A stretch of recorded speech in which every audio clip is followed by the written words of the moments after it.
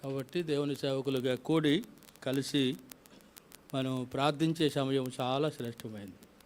అందుకే మొట్టమొదటి భాగంగా మన ప్రభు మార్పు లేనివాడు మన విశ్వాన్ని జరిగిస్తున్న కార్యాలను బట్టి ప్రభుని ఆరాధించడానికి ప్రభు సహాయపడుతూ వచ్చారు. తిరిగి సమయంలో మనం ప్రార్థనలో గడుపుతాం. ప్రార్థనలో గడపడమే కాకుండా వాక్య వెలుగులో మనల్ని ఒక నూతన ప్రతిష్ట చేసుకునే వరంగా మనం ఉండాలి. ఆ తర్వాత మూడవ భాగం ఉంటుంది. రేపు కూడా కూడుకుంటాం. ప్రార్థనా సమయాన్ని కలిగి ఉండే వరంగా మనం ఉంటూ ఉంటాం. ఈ సమయం కొరకై పరిశుద్ధ గ్రంథంలో నుండి ఒక చిన్న భాగాన్ని అందరం కలిసి చదువుకుందాం. నిర్గమకాండము 34వ అధ్యాయం 5వ వచనము అందరం కలిసి చదువుకుందాం.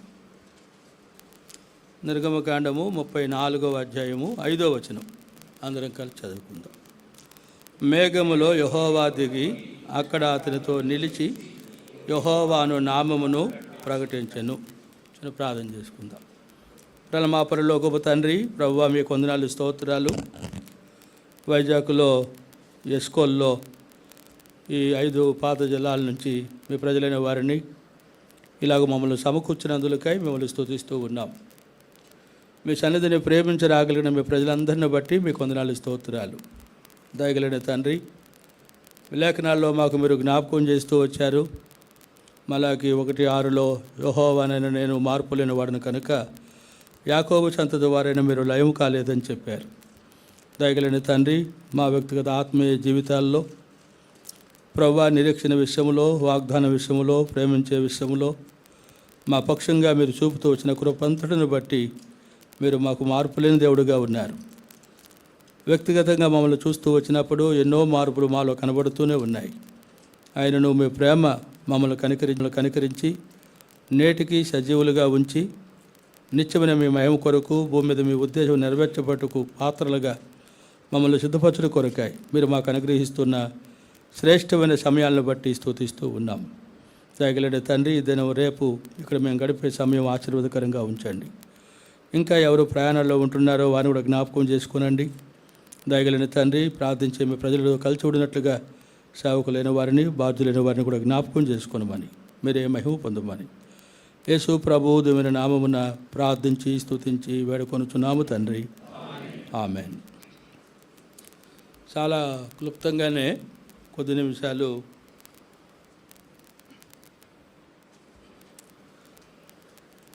వాక్యపు జ్ఞాపకం చేసుకొని ప్రార్థించట్లో మనం గడిపే వరంగా ఉంటూ ఉంటాం.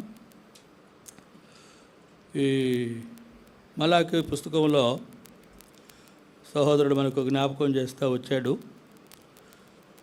3వ అధ్యాయము 6వ వచనములో అది చివరి పుస్తకంగా కనబడుతూ ఉంది. మలాకి ద్వారా ఈ మాట మనకు జ్ఞాపకం చేయబడడం చూస్తాం. యెహోవానైనటువంటి నేను మార్పు లేని వాడను. నిజమే, ఎన్నో మార్పులు మనం చూస్తూ ఉన్నాం. అయితే ఆయన మాత్రము ఎవరు అని మనకు జ్ఞాపకం చేయబడుతుందని అంటే మార్పు లేనివాడు. కనుక అక్కడ మనకు జ్ఞాపకం చేయబడుతున్న మాట ఏంటంటే మనం లయము కాలేదంట. ఏం కాలేదంట? లయం కాలేదు.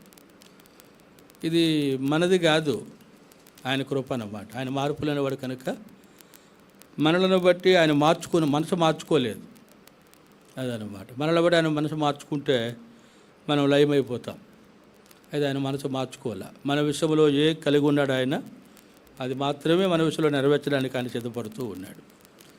అందుకే ఇర్మియా గ్రంథము 29:11లో కూడా మనం గమనిస్తూ వస్తే అక్కడ కూడా మనకి మాట జ్ఞాపకం చేయబడుతూ ఉంది.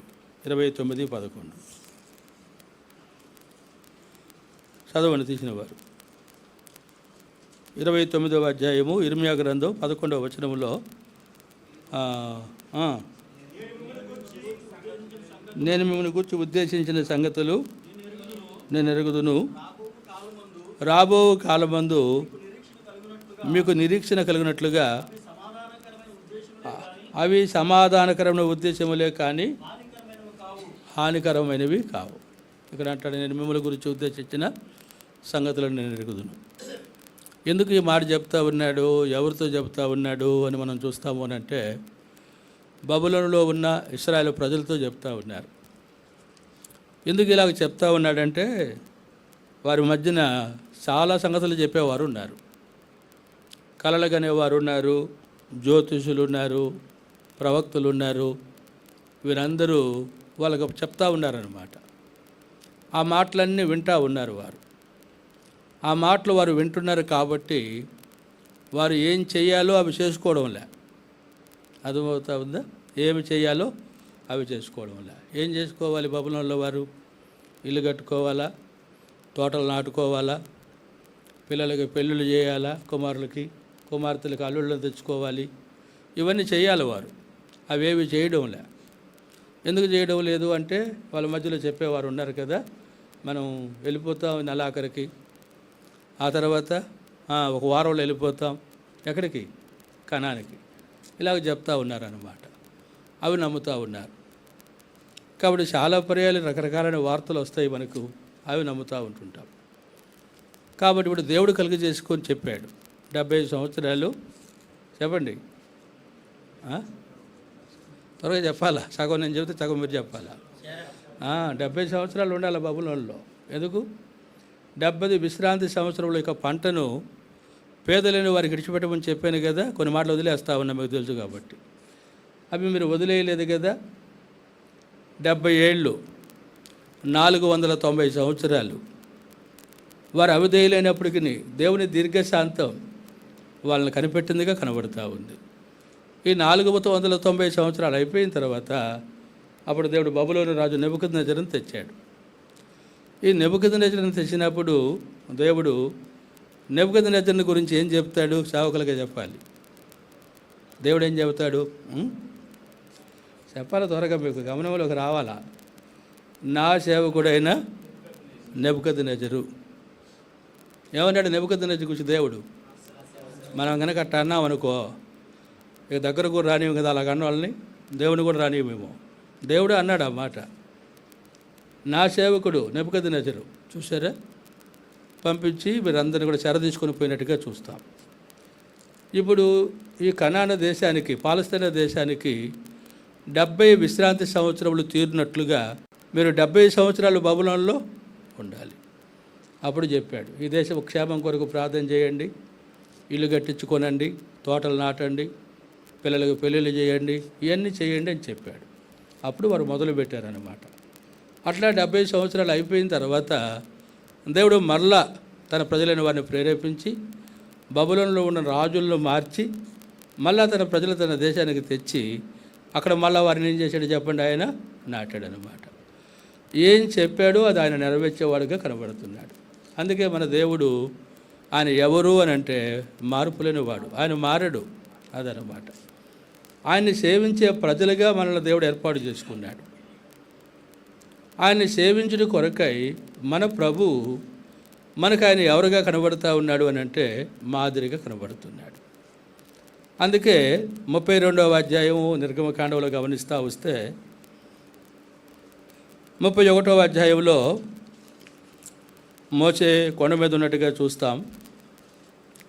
దగ్గర 25వ అధ్యాయం నుంచి మోసే కొండ మీద ఉన్నటువంటి సంగతులు మనకు కనపడతా ఉన్నాయి.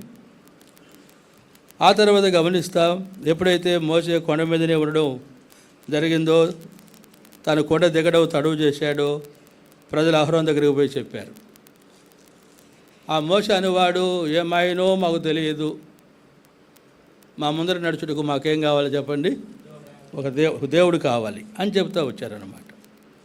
అలాగ వాళ్ళు చెప్పిన తర్వాత గమనిస్తూ ఉంటాం, అహరోను వాళ్ళకి అనుకూలంగా చేశాడు. అప్పుడు దేవుడు చెప్పాడు, మోసే దిగు వెళ్ళు. ఇశ్రాయేలీయులు ఏం చేశారు? ఇశ్రాయేలీయులు అన్నారా? లేకపోతే 7వ వచనం చూడండి 32వ అధ్యాయంలో, నీ ప్రజలు చెడిపోయినారు. నీ ప్రజలు ఐగుప్తులో నుంచి నీవు రప్పించిన నీ ప్రజలు ఏమైపోయినారు? చెడిపోయినారు. దిగి వెళ్ళు అని చెప్పాడు. అప్పటికే ప్రజలందరూ ఎలాగున్నారంటే వారు తినుటకును త్రాగుటకును కూర్చుండి ఆడుటకు లేచారంట. మోసకు చాలా కోపం వచ్చింది.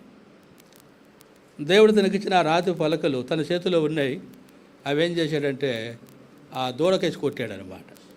మొక్కలుగా అయిపోయినాయి. ఆ దూడని కాల్చి భస్మం చేసి దాన్ని కిద్రోను వాగులో కలిపి వేసినట్టుగా చూస్తాం. ఆ తర్వాత కొన్ని సంగతులు ఉన్నాయి. అహరోనుతో కూడా చెప్పాడు, ఈ ప్రజలు నిన్నేం చేశారు, విచ్చలవిడిగా తిరగడానికి ఎందుకు వెళ్ళి విడిచిపెట్టేశావు, అయ్యా తిరగకూడదు దూరక, ఫోన్ వస్తే ఏం కాదు ఆపేయి. నాకు చాలా ముంచుకుపోయే ఫోన్లు వస్తున్నాయి ఇప్పుడు. ఏ ఫోన్లో ముంచుకుపోయాయి అన్నమాట. అయినా ఎత్తబాకండి, కూర్చోండి. ఒకరు లేస్తే అందరి దృష్టి మారిపోతుంది. సేవకులుగా మనకు అది మాదిరి కాదన్నమాట. ఆ తర్వాత అహరోనుతో చెప్పాడు, ఏమొచ్చింది నీకు, ఎందుకు ఇట్లా చేశావు, విచ్చలవిడిగా తిరగడానికి ఎందుకు ఈ ప్రజలు విడిచిపెట్టేశావు అని చెప్పాడు. అప్పుడు అహరోను ఏమన్నాడు చెప్పండి, అయ్యో నా ఏలినవాడా, ఈ ప్రజలు దుర్మార్గులు. ఏమంటున్నాడు చెప్పండి అహరోను, ఈ ప్రజలు ఎవరు చెప్పండి, దుర్మార్గులు. చాలా ప్రజలు సేవకులుగా బాధ్యులుగా వాళ్ళు ఏం చెబితే అది చేస్తాం, దేవుని నియమానికి విరోధంగా మళ్ళా నేరారోపణలు వారి మీదనే చేస్తాం. సంఘాలు పాడు చేసేది పెద్దలు సేవకులే, మీరేమనుకోబాకండి. రెండు జాతుల ప్రజలు ఉన్నారు కాబట్టి చెబుతున్నా. ప్రజలు కాదు, అమాయక ప్రజలు పాపం. మనం ఎటు తిప్పుతాడు తిరుగుతారు వాళ్ళు కదా. గ్రూపులు చేసేది మనమే, గుంపులు చేసేది మనమే, పాడు చేసేది మనమే. చెప్పండి, మళ్ళా నేరారోపణ చేసేది కూడా మనమే. అహరోనులాగా మనం తయారైపోయాం. అర్థం చేసుకోనండి. కాబట్టి చెప్పినవన్నీ చేసి మళ్ళీ అంటాడు, వీళ్ళు ఎలాంటి వాళ్ళు నీకు తెలుసు కదయ్యా, వారు దుర్మార్గులు అంటారు. సరే, అప్పుడు మోసే ద్వారం నిలబడి చెప్పాడు, యెహోవా పక్షముగా ఉండే వారందరికీ కూడా నా దగ్గరకు రండి అని చెప్పాడు. ఎప్పుడైతే మోసే ఆ మాట చెప్పాడో 12 గోత్రాలు ఉన్నాయి. ఆ గోత్రాల్లో ఏ గోత్రం వచ్చిందంట, లేవీలు వచ్చారు. లేవీలు వచ్చారు. లేవీలు ఎవరు చెప్పండి, అహరోను సంతానం వారే కదా. ఎప్పుడైతే లేవీలు వచ్చేసారో అప్పుడు మోసే చెప్పాడు, మీలో ప్రతి వాడు కనికరం లేకుండా ఖడ్గము ధరించి సహోదరుణ్ణి కుమారుణ్ణి ఏం చేయమన్నాడు, సంపమని చెప్పాడు అనమాట. అర్థమవుతుందా, సంపమని చెప్పాడు. ఆ ప్రకారంగా చేశారు లేవీలు. అప్పుడు మోసే చెప్పాడు, యెహోవా మిమ్మల్ని దీవించినట్లుగా దేవుడు చెప్పింది మీరు చేశారు అని చెప్పారు. అందుకే దేవుని సేవకులుగా, దేవుని ప్రజలుగా గమనిస్తాం. మనకేమనకూడదు, సహోదరులు ప్రీతి, కుమారులు ప్రీతి. ఇదిలో కొంతమంది, చాలామంది నా తర్వాత నా కుమారుడు కావాలా ఈ సంఘాన్ని ఆడడానికి కదా, అలా సిద్ధపరుస్తూ ఉంటాం, వెనకైతే తిప్పుకుంటూ ఉంటాం. నేను చచ్చిపోతే నా కొడుకు ఇదంతా కూడా. అందుకే ప్రజలు తిరుగుబాటు చేస్తూ ఉంటారు. ఇది వారసత్వం కాదు కదా. మాకు కూడా ఆశ ఉందన్నమాట, నా తర్వాత నా పిల్లలు సేవ చేయాలని. ఒకరిని పుట్టినప్పటి నుంచే సేవకురా నువ్వు అని చెబుతున్నాం. వాడేమంటాడో తెలుసా, నాన్న పిలవాలి కదా, నాన్న దేవుడికి పిలవాలి కదా. దేవుడు పిలిస్తే ఏ రోజు పిలిస్తే ఆ రోజు నేను వదిలిపెట్టి వచ్చేస్తా. సేవలోనే ఉంటాడు మందిరాల్లో. నిన్ననే మా మనవరాలు ఒక ఆమెను హాస్టల్లో చేర్పిస్తే ఫోన్ కాంటాక్ట్లోకి వచ్చారనమాట, లైవ్ వీడియో ఫోను. అప్పుడు అందరూ వచ్చేసారు. బాబాయ్ ఏం చేస్తున్నావు బాబాయ్ అంటుంది, సండే పొద్దున్నే అనమాట. వాడు వెంటనే చూపురు చూపిస్తూ ఉన్నాడు. మా వాడు చిన్న కొడుకు, వాడు సాఫ్ట్వేర్, నెలకు 2 లక్షల జీతం వాడికి. వాడు చూపురు చూపిస్తూ ఉన్నాడు, కీర్తి ఇదిగో చూపురు, ఇదిగో మందిరం ఊడవడానికి వచ్చాను నేను అని చెప్తా ఉన్నాడు. 7:30 అనమాట. కాబట్టి నేను కూడా అడిగా, ఏం చేస్తున్నావు అంటే, నానా మందిరం ఊడిచి సాపులేసి బాత్రూములు కడిగి అయినా రెడీ చేసిపోవాలి. అక్కడ ఉన్న సేవకుడికి ట్రాన్స్ఫర్ అయింది, సేవకులు లేడు. అప్పుడు ఈయన ఇంకొక ఆయన బాధ్యులు అక్కడ, మళ్ళీ వాక్యానికి సిద్ధపడి రావాలా, మందిరం సిద్ధపరచడానికి వచ్చాము, ఊడుస్తూ ఉన్నాను నాన్న అంటా ఉన్నాడు. అంటే వాడి సమయం అంతా దేవునింట్లోనే పనిచేస్తాడు, సేవ చేస్తాడు, ఉద్యోగం చేసుకుంటాడు. అది ఉద్యోగం మానేయాలంటే పిలవాలంట కదా. ఇది నాలో పిలుపు లేదు, పాడులే, ఉన్నదాన్ని చూసుకుంటాం. ఇది ఆడబోద్దునని దాని కొరకు మనం ఏం చేస్తాం, పిలుపులోనే సిద్ధపరుస్తాం. ఓ చోట అట్టే సాఫ్ట్వేర్ రిజైన్ చేసి వచ్చాడు, తండ్రి చనిపోతూ ఉంటే వాడు అంటాడు, ఇదంతా నాది, నేను జీతం పంపిస్తా వచ్చా మా నాన్నకి, మా నాన్న కట్టాడు ఇదంతా, చూసారా, నా కొరకు కట్టాడు ఇదంతా. ఇవన్నీ అనుభవం మాటలు చెప్తా ఉన్నాం, నా కొరకు కట్టాడు ఇదంతా. అక్కడ పెద్దలు చాలా కష్టపడేవాళ్ళు. వాళ్ళు అన్నారు, ఈ మందిరం కట్టేటప్పుడు నీకు ఉద్యోగమే లేదు కదా, నువ్వు చదువుకుంటూనే ఉన్నావు, మీ నాన్న ఆయన పెన్షన్ ఉంది, ఆయనకి ఉద్యోగం చేసుకుంటూ సేవ చేశాడు కాబట్టి ఆయన చేసి పెన్షన్ అంతా మీకే పెట్టాడు చదువులకి. ఈ మందిరానికి అంతా మేము సమర్పించుకొని కట్టుకున్నాం, నీ జీతం ఏడ తీసుకొచ్చి కట్టావు, నా ఇష్టం ఉంటే ఉండి పొదుపడి సగం అంతా బయటకు వెళ్ళిపోయినారు. బయటకు పోయి వాళ్ళు పరిచయం చేసుకుంటూ ఉన్నారు. పోయినా పర్వాలేదు, ఆస్తి ఉండాలి నాకు. చూసారా ఎలాంటి పరిస్థితుల్లో చూడండి. కాబట్టి దేవుని ప్రజలుగా చాలా పర్యాయాలు మనం అహరోన్లాగా సేవ చేస్తాం, అహరోను వలె ప్రజల మీద నిందలు పెడతా ఉంటుంటాం. ఆ తర్వాత గమనిస్తూ ఉంటాం, ఆ ప్రజలను బట్టి వారి పాపమును బట్టి వారిని దేవుడు ఏం చెప్పాడు అని మనకు ఒక జ్ఞాపకం చేయబడుతుందని అంటే, ఓ మాట చూడండి 32వ అధ్యాయంలో గమనిస్తూ వస్తే దేవుడు మోషేతో అంటాడు ఒక మాట. దేవుడు మోషేతో ఒక మాట అంటాడు. ఆ మాట చూడండి, 9వ వచనం చదవండి. 32వ అధ్యాయం 9వ వచనం చదువు. చూచి ఉన్నాను, ఇదిగో వారు లోబడి నొల్లని ప్రజలు, నీవు ఊరకుండుము, మండును కాల్చివేసి మనతో కనుక చెబితే ఎట్టుంటుందో చెప్పాలి మీరు కూడా త్వరగా. మోషేతో చెప్పినట్టుగా దేవుడు మనతో చెబితే, ప్రభువా కాల్చేయి ప్రభువా, పేడ ఒదిగిపోద్ది, చచ్చిపోతున్నాను వీళ్ళతోటి, మళ్ళా నాలో నుంచి కొత్త జనాన్ని పుట్టించు ప్రభువా, మంచి ఆలోచన ప్రభువా అంటాం మనం. చూసారా, అప్పుడు మోషే చెప్పాడు, నువ్వు అలాగ చేసే పని అయితే నీవు రాసిన నీ గ్రంథములో నుండి నా పేరు కూడా తుడిచివేయి, అంటే వారితో నన్ను కూడా కాల్చివేసాయి అదనమాట. నన్ను ఉంచుతావా వాళ్ళు కూడా ఉంచు. ఇలాంటి చాలా సందర్భాలు దేవునికి మోషేకి ఉన్న ప్రత్యుత్తరాలు, ఉత్తర ప్రత్యుత్తరాలు కనబడతాయి అన్నమాట. 32వ అధ్యాయం నుంచి మనం గమనిస్తూ వస్తే, అప్పుడు చివరికి 33వ అధ్యాయంలో ఏం చెప్పాడంటే దేవుడు, నేను నీకు ఇచ్చిన పలకలు వాటిని పగలగొట్టేసావు కదా, అలాంటి పలకలు చెక్కుకోనరా మరలా, వాటి మీద నేను రాస్తాను అని దేవుడు మోషేతో చెప్పాడనమాట. చూడండి 34వ అధ్యాయం. మరి యెహోవా మోషేతో, మొదటి పలకల వంటి మరి 2 పలకలను చెక్కుము, నీవు పగులగొట్టిన మొదటి పలకల మీదనున్న వాక్యములను నేను ఈ పలకల మీద వ్రాసేదను. మొదటి 2 పలకలు పగలగొట్టావు కదా, అలాంటి పలకలే చెక్కాలి. అంటే కొలతలు అన్నీ కరెక్ట్గా ఉండాలన్నమాట, ఏమి తేడా ఉండకూడదు. నువ్వు ఆ పలకలు చెక్కుకొని కొండ మీదకి ఎక్కిరా, అక్కడ నేను వాటి మీద ఏం చేస్తా, మరలా రాస్తాను అని చెప్పడం మనకు జ్ఞాపకం చేయబడుతూ ఉందన్నమాట. అప్పుడు మోషే ఏం చేశాడు అని మనం చూస్తూ ఉన్నట్టు కొన్ని సంగతులు చెప్పాడు. 3వ వచనంలో కూడా, ఏ నరుడు నీతో ఆ కొండకు రాకూడదు, ఏ నరుడుని కొండ మీద ఎక్కడైనాను కనబడకూడదు, ఈ కొండ ఎదుట గొర్రెలైనను ఎద్దులైనను మేయకూడదని సెలవిచ్చినట్టుగా చూస్తాం. 4వ వచనం, కాబట్టి అతడు మొదటి పలకల వంటి 2 రాతి పలకలను చెక్కెను.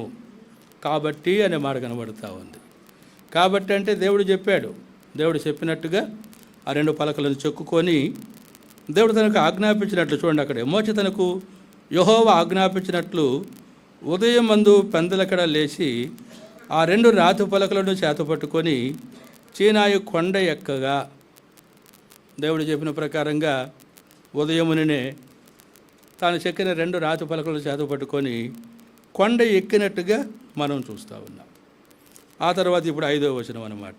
మేఘములో యెహోవా దిగి అక్కడ అతనితో నిలిచి యెహోవాను నామమును ప్రకటించెను. ఇప్పుడు దేవుడు ఏం చేశాడని మనకు ఒక జ్ఞాపకం చేయబడుతుంది అంటే, దిగి వచ్చినట్టుగా చూస్తూ ఉన్నాం. అందుకే ఇక్కడ మనం గమనిస్తూ వస్తే మోషే ఏమో ఎక్కాడు, దేవుడేమో దిగాడు. దేవుని యొక్క అనాదికాల సంకల్పము ఎందుకు ఆయన దిగాడు అని అంటే, మనుషుడు ఏం చేయాలి చెప్పండి, ఎక్కాలి. ఎక్కడము అనేటువంటిది ఔన్నత్యాన్ని చూపిస్తూ ఉంది, దిగడం అనేటువంటిది తగ్గింపును చూపిస్తూ ఉందన్నమాట. కాబట్టి ఎక్కడం అనేటువంటిది హెచ్చింపును చూపిస్తూ ఉంది, దిగడం అనేది ఏం చూపిస్తుంది చెప్పండి, తగ్గింపును చూపిస్తూ ఉంది. ఒక వ్యక్తి ఎప్పుడు దిగుతాడో అప్పుడు అనేకుల్ని ఏం చేస్తాడో చెప్పండి, హెచ్చించేవాడుగా ఉంటాడనమాట. కాబట్టి ఇక్కడ దేవుడు దిగి అనే మాట కనబడుతూ ఉంది. ఆ చిన్న మాట మాత్రమే మనం తీసుకుందాం ఈ సమయం కొరకాయి. యెహోవా దిగి ఆ చిన్న మాటనే తీసుకుంటాం. అక్కడి నుంచి ఒక 5 చిన్న తలంపులు ప్రార్థనలో మనం ప్రవేశించక ముందు చాలా క్లుప్తంగా కొన్ని సంగతులు సేవకులుగా, బాధ్యులైన సహోదరులుగా, బోధకులుగా మనము జ్ఞాపకం చేసుకుంటాం. ఆ చిన్న మాటను మాత్రమే కేంద్రంగా పెట్టుకోండి. యెహోవా దిగి అనే మాట దేవుని వాక్యములో మనకు జ్ఞాపకం చేయబడ్డం మనం చూస్తాం. మొట్టమొదటి తలంపుగా గమనిస్తూ వస్తే 3వ అధ్యాయంలో నిర్గమకాండము 3వ అధ్యాయంలో మనం గమనిస్తూ వస్తే 8వ వచనంలో చివరి భాగం చదవండి తీసిన వారు. నేను దిగి వచ్చి ఉన్నాను మోషేతో చెప్తున్నాడు అనమాట. 3వ అధ్యాయము నిర్గమకాండములో 8వ వచనంలో చివర మనం గమనిస్తూ వస్తే అక్కడ అంటాడు ఏమని అంటే, నేను దిగి వచ్చి ఉన్నాను. ఆయన ఏం చేశాడంట చెప్పండి అందరూ. దిగి వచ్చి ఉన్నాను. ఎందుకు దిగి వచ్చాడు? దేవుని వాక్యంలో మనం గమనిస్తూ వస్తే యెహోవానైన నేను మార్పులేని వాడను అని చెప్పాడు. యోసేపుతో వారు 70 మంది ఐగుప్తుకి వెళ్ళారు. అక్కడ 6 లక్షల కాలుబలం 430 సంవత్సరాలు గడిచినట్టుగా చూస్తూ ఉన్నాం. వారు బయటికి తీసుకొస్తారని దేవుడు అబ్రహాముతో చెప్పాడు. కాబట్టి దేవుడు అబ్రహాముతో ఏం చెప్పాడో అది నెరవేర్చాలి ఆయన. అందుకే ఇక్కడ ఏమైనాడు దేవుడు అని మనకు జ్ఞాపకం చేయబడుతుందని అంటే, నేను దిగి వచ్చి ఉన్నాను అంటాడు. అర్థమవుతుందా? అది ఎప్పుడు దిగి వచ్చాడు అని అంటే మోషే దిగి వచ్చినప్పుడు అంట. అందుకే అబ్రహాముతో చెప్పినటువంటి సందర్భాలు మనం గమనిస్తూ వస్తే ఎన్ని సంవత్సరాల తర్వాత బయటకు వస్తారని చెప్పాడు? 400 సంవత్సరాలు. అయితే దేవుని వాక్యలో మనం గమనిస్తూ వస్తే ఈ నిర్గమకాండంలోనే సేవకులుగా బోధకులుగా మీకు అందరికీ తెలుసు కదా, ఎన్ని అధ్యాయం అది వాళ్ళు బయటకు వచ్చినటువంటిది? 12వ అధ్యాయము 41వ వచనంలో చూడండి, లేక 40వ వచనం. ఇశ్రాయేలు ఐగుప్తులో నివసించిన కాలము 430 సంవత్సరాలు. 430 సంవత్సరాలు అంట. చూసారా? దేవుడు చెప్పింది ఎన్ని సంవత్సరాలు? 400. ఎప్పుడు వచ్చారు బయటికి? 430 సంవత్సరాలు. 430 సంవత్సరాలకి మోషేకి ఎన్ని సంవత్సరాలు? త్వరగా చెప్పండి. 80 సంవత్సరాలు. అర్థమవుతుందా? ఈ 80 సంవత్సరాలు మిద్యాను దేశంలో మోషే ఉన్నాడు. ఇప్పుడు 80లో గమనిస్తూ ఉంటాం. లెక్కలు మనం గమనిస్తూ వస్తే 40 మిద్యాను దేశం పోతే 40 సంవత్సరాలు ఐగుప్తులో ఉన్న కాలము. ఈ ఐగుప్తులో ఉన్న కాలము 40 సంవత్సరాలుగా చూస్తాం. ఆ తర్వాత దేవుడు ఎప్పుడు తలంచాడు అని మనకు జ్ఞాపకం చేయబడుతుందని అంటే, మోషేకి నిండా 40 సంవత్సరములు వచ్చినప్పుడు. అప్పటికి ఎన్ని సంవత్సరాలు అయిపోయినాయి? ఇశ్రాయేల్ ఐగుప్తులో ఉన్న కాలము 400 అయిపోయింది. అది ఇప్పుడు మోషే ఏం చేశాడు అని మనం చూస్తామని అంటే, తన తెలివిని ఉపయోగించాడు. అవన్నీ చెప్పుకుంటూ పోతే సమయం జరిగిపోదు. చరిత్ర మీకు అందరికీ ఆలోచన చేసుకుంటే అర్థమవుతుంది. ఎప్పుడు తన తెలివిని ఉపయోగించాడో, నా వలన ఇశ్రాయేలుకు రక్షణ కలుగుననే సంగతి ప్రజలు గ్రహిస్తారని ముందుకు పోయినాడో, అప్పుడు ఆ మనుషుడు పనికి రాకుండా పోయినాడు అన్నమాట. మనం గమనిస్తూ వస్తే దేవుని యొక్క ఆలోచన చూడండి. మోసే తొందరపాటును బట్టి ప్రజలు ఇంకా శ్రమలో అధికంగా 30 సంవత్సరాలు ఉండడానికి కారణమైనట్టుగా చూస్తూ ఉన్నాం. అందుకే మనం గమనిస్తూ వస్తే 40లో 10 సంవత్సరాలు తీసేస్తే ఎన్ని? 30. ఈ 30 సంవత్సరాలు తీసేస్తే 80లో మోసేకి ఎన్ని సంవత్సరాలు? 50 సంవత్సరాలు. కాబట్టి 50 సంవత్సరాలు అంటే దేవుడు 10 సంవత్సరాలు ముందుగానే ఏం చేశాడని మనకు జ్ఞాపకం చేయబడుతుందని అంటే, మోసేని సిద్ధపరిచాడు. 10 పరీక్ష. అది ఆ పరీక్షలో మోసే ఫెయిల్ అయిపోయినట్టుగా చూస్తూ ఉన్నాం. మళ్ళా మోసే పనికి రావడానికి 40 సంవత్సరాలు పట్టిందన్నమాట. ఇప్పుడు 430 సంవత్సరాలు అయినాయి. అప్పుడు బయటకు తీసుకొచ్చారు. అప్పుడు దేవుడు మోసేకి ప్రత్యక్షమై చెప్పడం ఏంటంటే, నేను దిగి వచ్చి ఉన్నాను. దేవుడు ఏమంటా ఉన్నాడు చెప్పండి? ఎందుకు దిగి వచ్చాను అని అంటే, ఐగుప్తులో ఉన్న నా ప్రజల యొక్క మూలుగులను చూశా, వాళ్ళ శ్రమను చూశా, వారి బాధను చూశా, పాలు తేనెలు ప్రవహించేటువంటి దేశంలోనికి వారిని ప్రవేశపెట్టడానికి నేను దిగి వచ్చి ఉన్నాను అని దేవుడు మోషేతో చెప్పడం మనం చూస్తూ ఉన్నాం. ఎప్పుడు చెప్పాడు ఇది అని మనం చూస్తే 3వ అధ్యాయంలో చూడండి, 2వ వచనం. ఒక పొద నడిమిన అగ్నిజ్వాలలో యెహోవా దూత అతనికి ప్రత్యక్షమాయెను.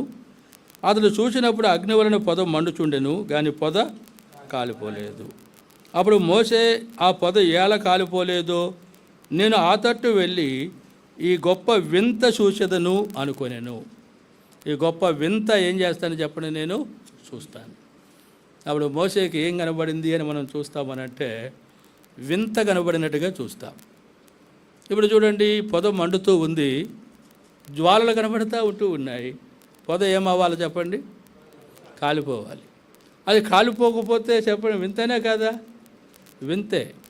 అర్థమవుతా ఉందా? వింత. వింత అంటే అర్థం ఏంటంటే ఆశ్చర్యము. ఆశ్చర్యం, అరే కాలిపోలేదే. అర్థమవుతా ఉందా? ఈ భాగం మోషేకి ఏమని చూపిస్తూ ఉన్నాడు అని అంటే, దేవుని ప్రజలు ఐగుప్తులో ఉన్నారు, వారు ఏం కాలేదంటే చెప్పండి, కాలిపోలా, నాశనం కాలేదు. వారిని దేవుడు కాపాడుతూ ఉన్నాడు. అగ్ని శ్రమలను చూపిస్తూ ఉంది. శ్రమలు మనల్ని ఏం చేయలేవు, నిర్మూలన చేయలేవు. ఈ సంగతులన్నీ కూడా ఆ ప్రత్యక్షతలో మోషేకు దేవుడు చూపించడం చూస్తాం. వింత. దగ్గరకు పోతూ ఉంటే స్వరం పడుతుంది, మోషే మోషే దగ్గరకు రాకము, నువ్వు నిలిచిన స్థలం పరిశుద్ధ ప్రదేశం, కాబట్టి నీ పాదములు నీ చెప్పులు విడువు. ఈ సంగతులన్నీ దేవుడు మోషేతో చెప్పి, రమ్ము, ఐగుప్తులో నా ప్రజల ఎదుగు నేను పంపుతాను, వారి దగ్గరికి వెళ్ళి మీ పితరుల దేవుడు నన్ను మీ ఎదుగు పంపాడని చెప్పు అని చెప్పడం చూస్తాం. అప్పుడు మోషే ఏమంటాడు అని అంటే 13వ వచనంలో, నేను వెళ్తాను, మీ పితరుల దేవుడు నన్ను మీదకు పంపాడని చెప్తాను. అప్పుడు ఒకవేళ ఆయన పేరేంటి అని కనుక నన్ను అడిగితే, నీ పేరు నేనేమని చెప్పాలి? అప్పుడు 14వ వచనంలో దేవుడు తన పేరు చెప్పాడు. ఏం పేరు అంటే ఆయన పేరు?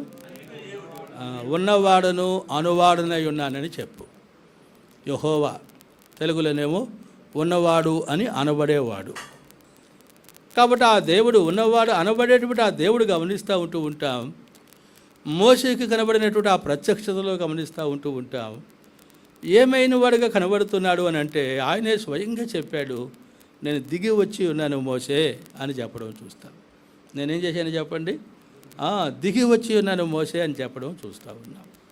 కాబట్టి చాలా సంగతులు అవన్నీ చెప్పుకుంటూ పోలేం. కానీ ఇప్పుడు 34వ వచనంలో ఈ 34వ అధ్యాయంలో ఈ 5వ వచనంలో కూడా మనం గమనిస్తూ వస్తే మనకు ఏమని కనబడతా ఉంది అని మనం చూస్తాము అని అంటే, ఆయన దిగి రావడము అనేటువంటిది మనకు జ్ఞాపకం చేయబడుతుంది. ఆయన దిగి రావడం, ఇది ప్రత్యక్షతను చూపిస్తూ ఉందన్నమాట. ఏం చూపిస్తూ ఉంది చెప్పండి? ప్రత్యక్షత. ఎప్పుడైతే ఆ ప్రత్యక్షతను మోసే చూసిన వాడిగా ఉన్నాడో, అప్పుడు మోసే అన్న మాట ఏంటంటే, అయ్యా నేను ఎంతటి వాడను. ఏమంటున్నాడు చెప్పండి? నేను అంతకుముందు చెప్పండి, స్టెఫను అపొస్తలుల కార్యములో మనం గమనిస్తూ వస్తే 7వ అధ్యాయంలో మోషేను గురించినటువంటి ఆ సంగతులు రాశాడు అనమాట. చాలా చక్కగా మనం అర్థం చేసుకోవడానికి స్టెఫను మోషేను గురించి చరిత్ర అంతా చెప్పుకుంటూ, చరిత్రలో మోషేను గురించిన సంగతులు దైవ గ్రంథంలో లెక్కించబడ్డాయి. ఆ మోషే ఎలాంటి వాడిగా కనబడుతున్నాడు అని మనం చూస్తాము అని అంటే, చూడండి 7వ అధ్యాయంలో ఆ వచనాలు ఎవరైనా తీసిన వారు చదవండి త్వరగా. 7వ అధ్యాయంలో 22వ వచనం చదవండి. మోషే ఐగుప్తుల సకల విద్యలను అభ్యసించి మాటల యందును కార్యముల యందును ప్రవీణుడై ఉండెను. మాటల యందు కార్యముల యందు ఎలాగున్నాడంట? ప్రవీణుడై ఉన్నాడు. చూడండి, ఇంత విద్య కలిగినోడు ఎవరైనా ఒక మాట చెబితే వింటాడా? చెప్పాలి త్వరగా. వినడు, నాకు తెలిసిరేపో అంటాం. సేవకులు కూడా చాలామంది అంతే కదా, చెప్పేది అర్థం చేసుకోగా, నాకు తెలిసిలే నువ్వు చెప్పేది, చెప్పిన వాళ్ళ మీద పగబడతాం అనమాట. ఎందుకని? మనకున్న జ్ఞానం, మనకున్నట్టు సీనియారిటీ ఇవన్నీ ఆధారం చేసుకుంటాం అన్నమాట. కానీ మోషే అలాంటి వాడిగా కనబడుతూ ఉన్నాడు. ఆ తర్వాత ఆ మోషేని గురించి చూస్తే తన ప్రజలను చూడండి, 23, అతను 40 ఏళ్ళు నిండా వచ్చినప్పుడు ఇశ్రాయేలు తన సహోదరుడు చూడవలన బుద్ధి పుట్టెను. తన సహోదరులను చూడాలనేటువంటి ఏం పుట్టిందంట? బుద్ధి పుట్టిందంట. మనందరికీ తెలిసిన సంగతులు అవన్నీ. అక్కడికి పోయినప్పుడు ఒక ఇశ్రాయేలుడు ఒక ఐగుప్తుడు ఏం చేస్తూ ఉన్నాడు? పోట్లాడుతూ ఉన్నారు. ఆడ యుద్ధన్యాయమో అవన్నీ అక్కర్లే. ఇశ్రాయేలుడు మావాడు, ఐగుప్తుడు మనకు శత్రువు. అలాగ బోధించింది తల్లి. కాబట్టి ఏం చేశాడంటే వెంటనే ఐగుప్తుని చంపేసి ఇసుకలో పూడ్చిపెట్టేశాడు. ఆ సమయంలో తప్పంత ఇశ్రాయేలుడిదే. వాడు కరెక్ట్ అయినోడు కాదు. అర్థమవుతుందా? నే అనేటువంటి సంగతులు ఆ పని చేస్తాయి అన్నమాట. ఇప్పుడు ఇంకొక రోజు మళ్ళీ బుద్ధి పుట్టింది చూడాలని. ఆ రోజు పోయేసరికి ఇద్దరు ఏప్రిల్ కొట్టుకుంటున్నారంట. అప్పుడు కూడా ఈడు అన్యాయం చేసేవాడు ఎక్కడున్నా అన్యాయమే చేస్తాడు, ఇంకొకటికి అన్యాయం చేస్తూ ఉన్నాడు. అప్పుడు మోసే వాళ్ళని నివారింప చూశాడు. సహోదరులారా, మీరిద్దరు ఏప్రిలు ఎందుకు ఒకరికొకరు అన్యాయం చేసుకుంటూ ఉన్నారు? అన్యాయం అనుభవించేవాడు కనుక అయితే వాడేమంటాడు చెప్పండి? అయ్యా చూడు నాకు అన్యాయం చేస్తాడు అంటాడు. అన్యాయం చేసేవాడు ఏం చేస్తాడు? తిరుగుబాటు చేస్తాడు అన్నమాట. అప్పుడు వాడు అన్నాడు, ఏమన్నా తెలుసా, నిన్న ఐగుప్తుని చంపేవు కదా, ఇవాళ నన్ను కూడా చంపుతావా? చూసారా, ఈ సంగతి వాడికి ఒక్కడికే తెలుసు, ఇంకెవరికి తెలియదు. బయట పెట్టిపోయింది. ఇంకేముంది చెప్పండి? ఐగుప్తులో ఉంటే బతుకులు ఉన్నాయా? పారిపోయినాడు. కాబట్టి తృణీకరించాడట మోసే నా ప్రజలప్పుడు. ఎందుకు తృణీకరించాడంటే నేను నా విద్యలు, అర్థమవుతావుది, సకల విద్యలు అంట. ఇక ఆయన నేర్చుకుంది ఏమి లేదన్నమాట. అవన్నీ కాకుండా చేసినాయి. ఆ తర్వాత దేవుడు మళ్ళా 40 సంవత్సరాలు ఆ మనుషుని సిద్ధపరిచి దేవుడు ప్రత్యక్షం అవ్వడానికి మోసేకి ఆ ప్రజల విషయమైన అక్కరను బట్టి నేను దిగి వచ్చి ఉన్నాను అని దేవుడు చెప్పడం చూస్తూ ఉన్నాం. అది చాలా ప్రాముఖ్యమైన మాట. దేవుడే దిగి వస్తే నేను ఆ సంగతి ఒకసారి చెప్పండి. ఒక మొట్టమొదటి తలంపుగా ముగి చేసుకుంటాం. వ్యక్తిగతంగా ఆలోచన చేసుకుందాం. దిగుతామా?